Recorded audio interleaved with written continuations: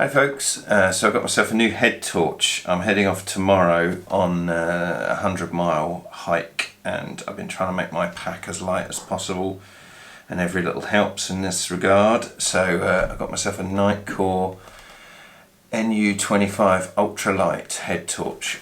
I'm just going to quickly get it out of the box, etc, etc, and then I'm going to take it on a 100-mile hike and we'll see how it gets on. So there's a 400 lumen ultra lightweight dual beam rechargeable headlight. It's IP66 waterproof. We've got a spotlight, a floodlight and a red light, and there should be a power indicator on there as well.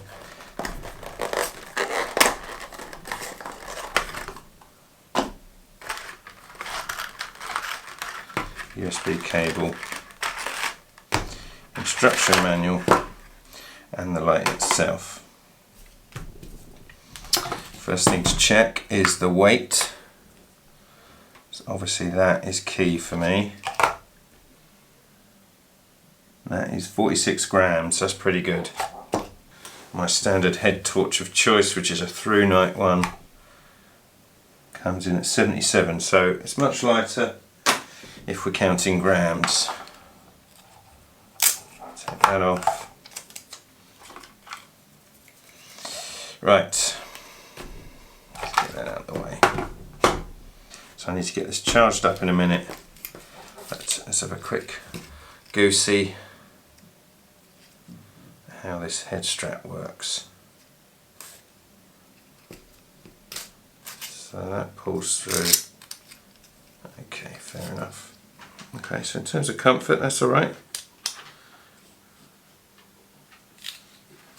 Got a nice little soft patch on the back there. This stretchy thing, I was a bit dubious about that, but that's okay, it's easy to adjust.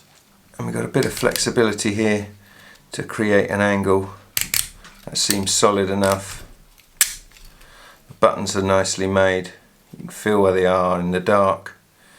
And I like the fact this one is square and this one is round, and this is the main light, so we can turn this on and cycle up through the lumen settings. And then if we get the mode button, which is round, we can switch from spot to flood, and again, you know, use the other one to cycle through the settings, and then you end up at the red light. And I know there's no memory function on this, so you kind of think, well, what's the point of the red light, because you've got to go through the white lights to get to the red, but if you just press the mode button, you go direct to the red light. So that's pretty cool, actually.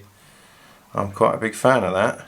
You're fumbling around in the dark, you know, to turn it on, you got the square button, but if you just want red light, you find the round button. So, you know, you can choose your modes by touch. That's a really nice touch, that is. And then up here, you can see that there's a little power button there. I've only got 1 bar, so I need to get this charged up.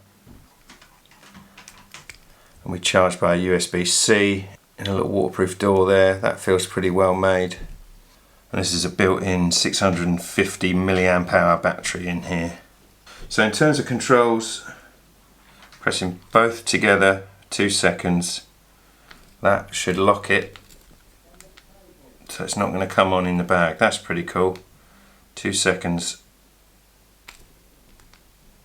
and we're back in business. There's 2 separate buttons. This one, long press when light is off to turn it on. Fine, long press turns it off. Double press to go to a kind of ultra low mode. Long press to turn it off. Little presses to cycle through the modes. And then the other button, double press at any time for the SOS beacon. And then a quick press, you see that? Quick press on that one. Bring up the power indicator. So that's pretty cool. And then when light is on, you can use this as a mode button to skip between the various different options to find what suits you. Yeah, I'm quite impressed. I like all the different modes. I like the fact that you can go straight to the red light if you need to. SOS beacon is always useful, and I like that power indicator. Just that little tap on it, see how much battery you got, and then that's it. It's gone. So it's not constantly, you know, a blue light on top or anything. So yeah, I can see why people rate these.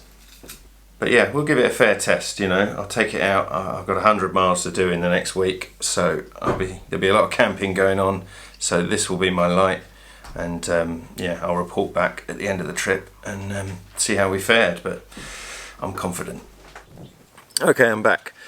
Yeah, so I've just walked 100 miles along the South Downs Way, and I took this as my only light, and yeah, my report is as follows.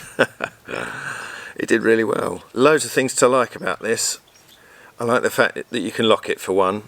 Each morning I locked it, put it in my bag, and I didn't worry about it accidentally switching on and draining its battery. I used the red light quite a lot. Now, I camped, I was away 6 nights, and 2 of those nights I was in a youth hostel, so there's 4 nights camping. I have been away since in the forest with this as well, and I've yet to charge it. Now admittedly it is summertime, and on the through hike, you know, I wasn't awake long into the night or anything, but this was enough to do all my stuff in the evening, you know, an hour or so each evening in the tent. I used it as my head torch. I also used it as my filming light, so if any of you are watching the South Downs Way series or have seen it, you know, anytime I'm sort of sitting talking in the tent, I've got this propped up off camera lighting me up, so I used it on its sort of flood mode more as a filming light probably than I did as a head torch. But that being said, you know, it was the head torch that I used for the whole trip. Something I did notice, which I didn't realise, this head strap is actually glow in the dark. I think, what do they call it, luminous. So while you're using the torch and there's light on this material, it essentially sort of charges itself up.